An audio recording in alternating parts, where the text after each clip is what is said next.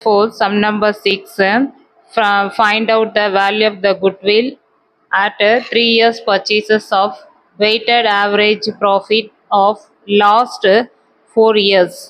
Year கொடுத்திருக்காங்க 2015, 2016, 2017, 2018. Profit 10,000, 12,000, 16,000, 18,000. Weighted 1, 2, 3, 4 கொடுத்திருக்காங்க. So profit A ஆவும் weight B ஆவும் வச்சு calculate பண்ணலாம். இப்போ sum எப்படி போட்டிருந்தது பார்க்கலாம்.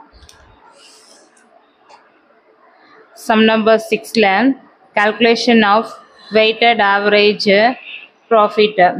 Weighted average profit நம்ம years first போட்டிருக்கணும். Next one is profit. Profit Aயும் weight Bயும் weighted product. Weighted product na Aயும் Bயும் multiplication பண்ணா weighted product.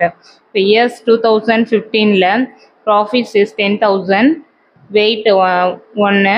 Weighted product வந்து 10,000 into 1 10,000.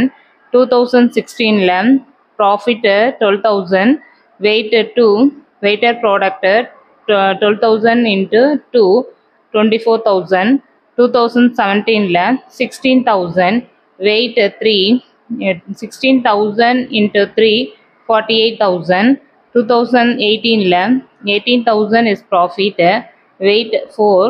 18,000 into 4 72,000 weighted product. இப்போ total calculate பண்றோம். So total வந்து weight add பண்ணணும். 1 plus 2 plus 3 plus 4 10. So weighted product add பண்ண போறோம். A and B add பண்ண போறோம். So 10,000, 24,000, 48,000, 72,000. இது எல்லாத்தையும் add பண்ணோம்னா total 1,54,000. இப்போ weighted average profitக்கு format total of weighted profit divided by total of weight. Total of weighted profit ன்றது இப்போ calculate பண்ணமே 1,54,000. weight ன்றது total of weight 10.